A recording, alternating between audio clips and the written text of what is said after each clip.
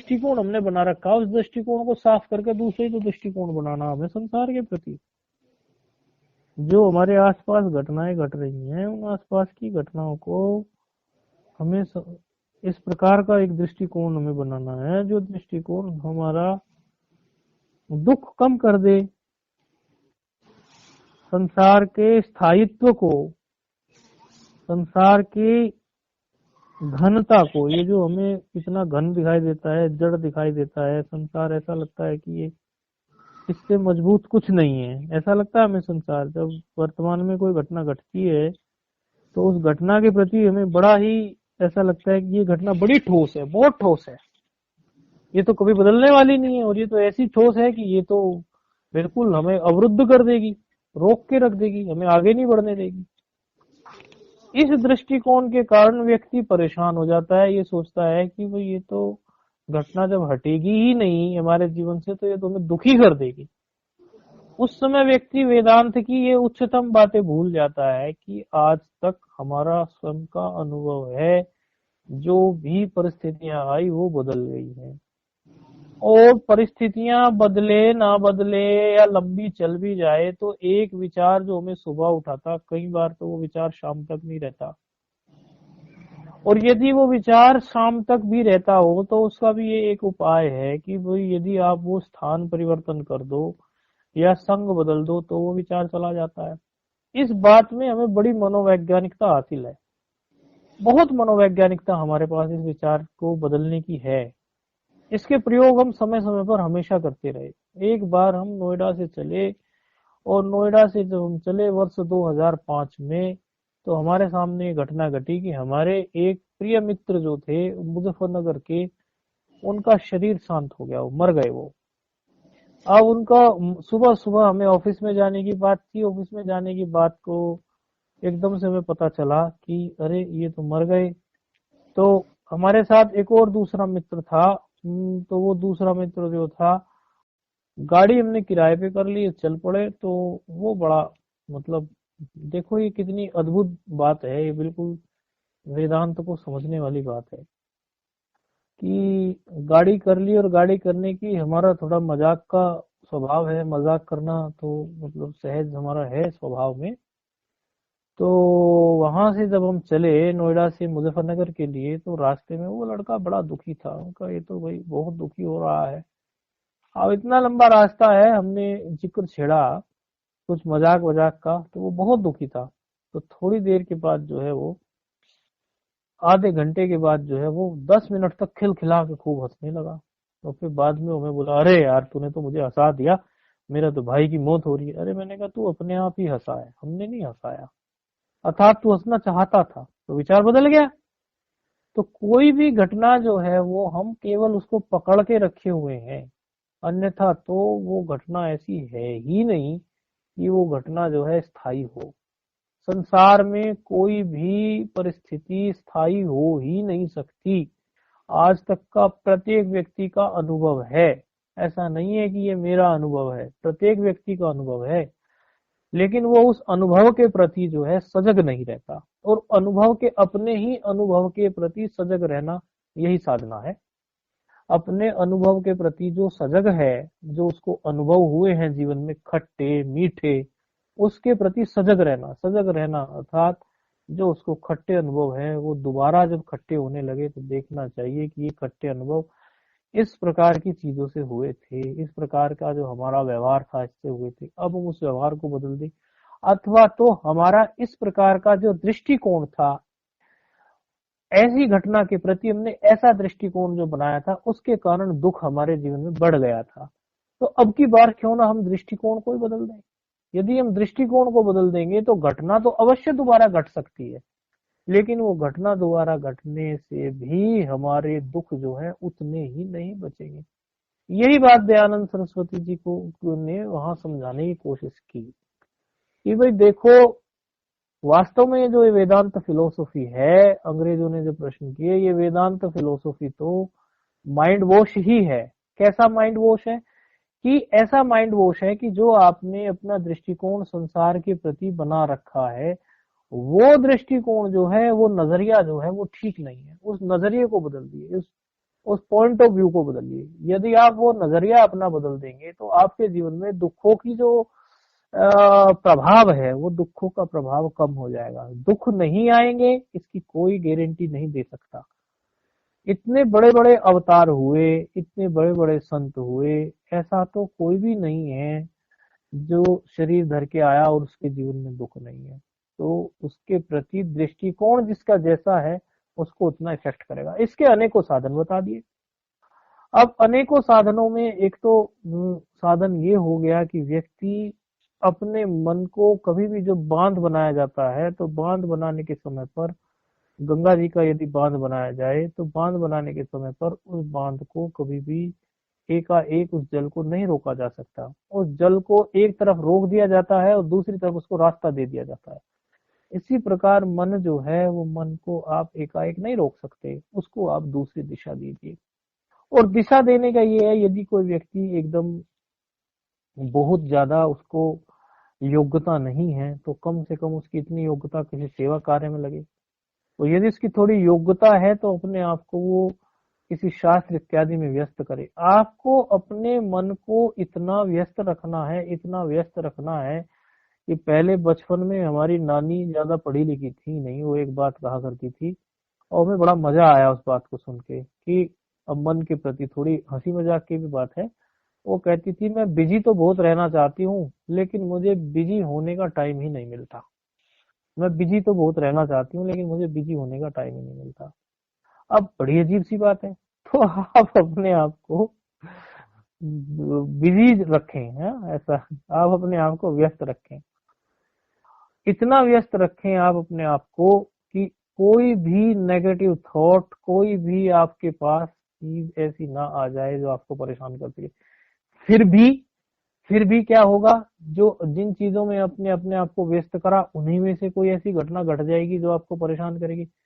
फिर आपको वहां एक ऐसा दृष्टिकोण चाहिए कि भाई ये जो संसार में घटना हमारे सामने घटी, वही 10-20 घटनाएं हैं जीवन में। यदि गौर फरमाएं तो वही 10-20 प्रकार की घटनाएं हैं, उससे ज्यादा है ही नहीं।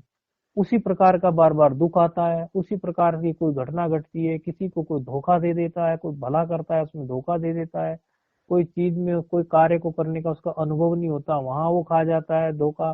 कई बार एक ही तरह की रिपीटेटेड काम को वो करके धोखा खा जाता है।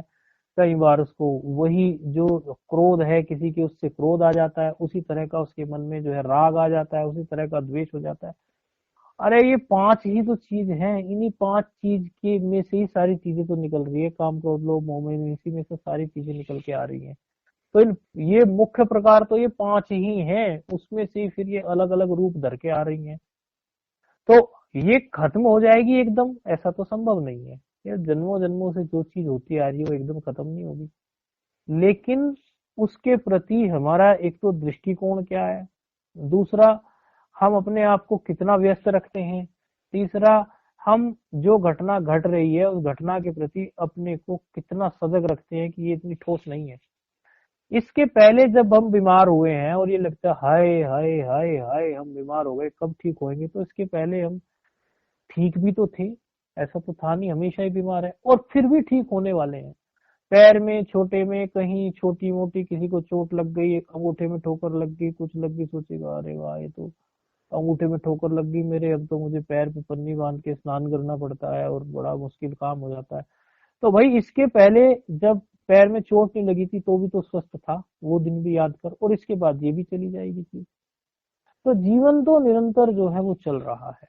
लेकिन दुख क्या है, दुख का मतलब है, महाराज जी एक बात बोला करते थे, महाराज श्री अखंडानंद जी सरस्वती आनंद आश्रम वृंदावन वाले, कि आप जब दुखी हैं तो इसका मतलब समझ लो आपने किसी चीज को पकड़ लिया।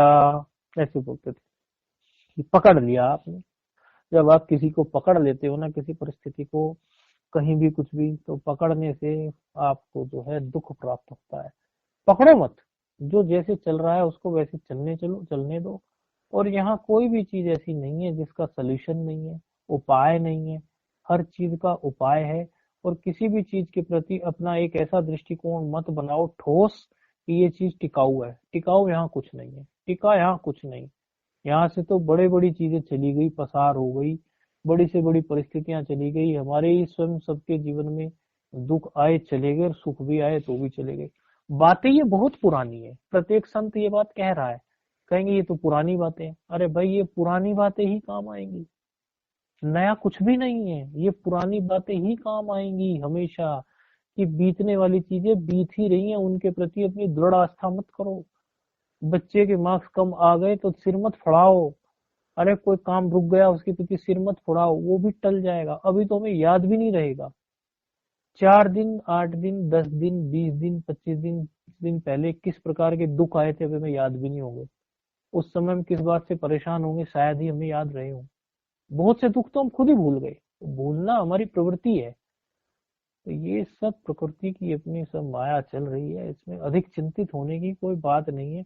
अपना साधन पक्ष मजबूत करो। साधन पक्ष में आप अपने आप को किन्हीं स्तोत्र पाठ से, किन्हीं श्लोक से, किन्हीं जो है पूजा अर्चना से, किन्हीं कंस्ट्रक्टिव सेवा कार्यों से अपने आप को बांध के रखो। पूरा दिन अपना इतना बांध के रखो कि आपको बिजी रहने की, तो बिजी तो रहना चाहता हूँ लेकिन बिजी रहने का टाइम ही नहीं मिलता। वो वाली बात आ जाए। तो व्यस्त तो आप अपने आप को इतना कर लो कि आपकी व्यस्तता में कोई चीज नहीं है। स्वामी दयानंद सरस्वती आर्य समाज वाले, उनसे किसी ने प्रश्न किया कि क्या आपको काम क्रोध नहीं सताते? वो कहने लगे, काम क्रोध मेरे दरवाजे तक तो आते हैं और नॉक भी करते हैं, दस्तक भी देते हैं, लेकिन मैं दरवाजा नहीं खोलता। तात्पर्य ये हुआ कि काम क्रोध जब आते हैं मैं इतना व्यस्त रहता हूँ कि उनको जगह ही नहीं मिलती। काम क्रोध एक दो बात कह दी उन्होंने। आप कुछ भी ले लो, काम ले लो, क्रोध ले लो, लोभ ले लो, मोह ले लो, कुछ भी ले लो, आती तो है चीजें, लेकिन जब हम इतने व्यस्त रखते हैं अपने आप को कि कोई चीज हमें अफेक्ट नहीं करती, तो वही हमारा सोल्यूशन हो जाता है। और व्यस्त रखने के कई प्रकार हैं। एक व्यक्ति जो है रजस में जी रहा है, जो सामान्य व्यक्ति है वो रजस में अपने आप को व्यस्त कर रहा है। एक व्यक्ति जो है तमस में अपने आप को व्यस्त कर रहा है। और साधक जो है वो अपने आप को सात्विक कार्यों में व्यस्त करता है। साधक अपने जीवन में कोई भी समय ऐसा खाली नहीं छोड़ता जिस उस समय को वो सात्विक कार्यों से ना भरे। हम स्वयं भी अपने दिन को इतनी कसावट से जीते हैं, ये कर लो जी, ये पढ़ा दो जी, ये पढ़ लो जी, ये समय खाली रह गया, ये खाली रह गया, सुबह को 10 बजे का समय खाली रह गया तो चलो अष्टाध्यायी रटवाओ किसी को, किसी विद्यार्थी को, चलो भाई ये करवाओ वो करवाओ। हमें खुद पता है यदि हम फ्री रह गए, या तो आलस से प्रमाद हमें घेर लेगा, या तो कोई ना कोई शारीरिक छोटी मोटा कष्ट भी ऐसा लगेगा ये तो बड़ा कष्ट हो गया, या तो कोई भूतकाल की बात याद आ जाएगी, या तो भविष्य की कोई चिंता सताने लगेगी। वर्तमान को हम ठीक से जी नहीं पाएंगे। वर्तमान जो सुंदर जी रहा है वही तो भविष्य बनने वाला है। उसी से तो भविष्य निर्धारित होने वाला है, वर्तमान से ही। भविष्य तो उसी से निर्धारित होता है जो वर्तमान हमारा होता है। और भूत तो वर्तमान ही बनता है, वो तो है ही पक्की बात की भूतकाल जिसको बोलते हैं वो कभी वर्तमान काल ही तो था। अर्थात जो वर्तमान काल को बांध लेता है अपनी सही तरीके से उसका समझो सुनियोजित तरीके से उसका उपयोग कर लेता है वर्तमान काल का, उसका भूत और भविष्य दोनों सुंदर हो जाते हैं। किसी भी व्यक्ति का भविष्य उज्जवल आप किससे देखोगे? जो उसका वर्तमान उज्जवल हो। जो वर्तमान में जो अच्छा जीवन जी रहा है उसका भविष्य उज्जवल है। अभी कोई कहता है हम बुढ़ापे में भजन करेंगे, अभी नहीं हुआ, या फिर कभी भजन करेंगे, अभी नहीं हुआ। अरे जब आप वर्तमान में भजन नहीं कर पा रहे हो, आप आपका वर्तमान ही तो भविष्य बनेगा। भविष्य में आप कर लोगे ऐसी कोई गारंटी नहीं है। आप वर्तमान में ही छोटा छोटा थोड़ा थोड़ा समय निकाल के अपने समय को उस तरफ लगाएंगे, वही भूत बनेगा और उसी से भविष्य निर्धारित होगा। इसीलिए सब परेशानियों का सलूशन यही है, अपने आप को सात्विक वृत्तियों से व्यस्त कर ले। और यदि सात्विक वृत्तियों से अपने आप को व्यस्त नहीं करते तो संग ऊंचा करें। संग ऊंचा करें। गांव हो, देहात हो, शहर हो, कहीं ना कहीं तो व्यक्ति रहता है। आसपास वो कुछ ऐसे लोगों को खोज ले, ऐसे संतों की शरण चला जाए, या ऐसा कोई संग कर ले कि वहां से जो है उसको, क्योंकि अच्छी कंपनी जिसको मिल गई उसका सब कुछ हो गया। उसकी वृत्ति वैसी ही बनने लगती है। हम वैसे ही होते हैं जैसे लोग हमारे आसपास हैं, हमारा मन वैसा ही बन जाता है। तो हमेशा जो है एक अच्छी कंपनी में रहेंगे तो हम ऐसी कंपनी में रहे जो वास्तव में अपने आप को कंस्ट्रक्टेड वे में, अर्थात अपने आप को जो है रचनात्मक कार्यों में, लगा के रखते हैं, पूरा दिन हमारा जो है वो ऐसे व्यस्त हम कर रहे हैं। सांसारिक रजस और तमस में तो हम व्यस्त रहते हैं, वो एक व्यस्तता है, लेकिन साधक की व्यस्तता ऐसी नहीं होनी चाहिए। साधक की व्यस्तता तो ऐसी होनी चाहिए कि शास्त्र का कितना हमने चिंतन किया। अब हमारे पास विद्यार्थी आए तो विद्यार्थी को बोले भाई तुम और कुछ नहीं कर सकते, कहते लघु सिद्धांत कौमुदी तो गुरुजी हम नहीं, हमारी बुद्धि में भर रही। हमने कहा चलो अष्टाध्यायी रटवाएंगे तुम्हें, अष्टाध्यायी रटवाएंगे, ये रटोगे। गीता का पाठ करो 1 घंटा, तुम्हें जो हम लघु सिद्धांत कौमुदी पढ़ाते थे वो तुम्हारे दिमाग में नहीं भर रही, तो अष्टाध्यायी रटो। 40 मिनट तुम अष्टाध्यायी का पाठ करो मेरे सामने बैठकर, 20 मिनट तुम गीता का पाठ करो। मानो अष्टाध्यायी का एक अध्याय रोज करा दिया तो 8 अध्याय है, पहले प्रथम अध्याय को हम 15 दिन उसका पाठ कराएंगे अष्टाध्याय का, फिर 16वें दिन हम दूसरे अध्याय का पाठ कराएंगे, और 16 दिन, फिर 16 दिन, फिर वो 15 दिन, ऐसे करके जो है हम उसको ऐसे कर करके वो 8 अध्याय रिपीट करवाते रहेंगे। एक दिन वो अध्याय उसको रट जाएंगे, 6 महीने 8 महीने में वो उसको अष्टाध्यायी रट जाएगी। ये तो 40 मिनट कराया। और 20 मिनट जो है श्रीमद् भगवत गीता का प्रत्येक अध्याय पढ़ो। आज एक अध्याय पढ़ा, कल दूसरा पढ़ो, परसों तीसरा पढ़ो। ऐसे तेरा 1 घंटा अब हम जो है इसमें लगाएंगे। जब तेरी समझ में लघु सिद्धांत कौमुदी समझ में नहीं आ रही तो तू इस तरह से पाठ कर, स्तोत्र कर। जो विचारक हैं वो समझ सकते हैं, लेकिन सबकी बुद्धि उतनी तेज तो नहीं है कि वो समझ सके, तो उनको चाहिए कि वो पाठ करें। पारायण बोलते हैं इसको, पारायण, वो पारायण करें। तो जो भी शास्त्र उनको अच्छा लगता है, यदि उसमें उनका विचार चल जाए तो बहुत उत्तम बात है। जैसे गीता प्रेस गोरखपुर की पुस्तकें आती है, उनमें एक साधक संजीवनी पुस्तक आती है। सामान्य व्यक्ति जो है उसको पढ़ सकता है, साधक संजीवनी को, सामान्य व्यक्ति, एकदम सामान्य व्यक्ति के लिए। ज्ञानेश्वरी गीता आती है, ज्ञानेश्वरी गीता को पढ़ सकता है। दास बोध नाम की पुस्तक भी गीता प्रेस से हिंदी में छप गई, ऐसा किसी ने मुझे बताया। दास बोध को पढ़ सकता है। ये कुछ पुस्तकें ऐसी हैं कि इन पुस्तकों को यदि व्यक्ति पढ़ेगा तो उसके जीवन में बड़ा अच्छा वो आएगा।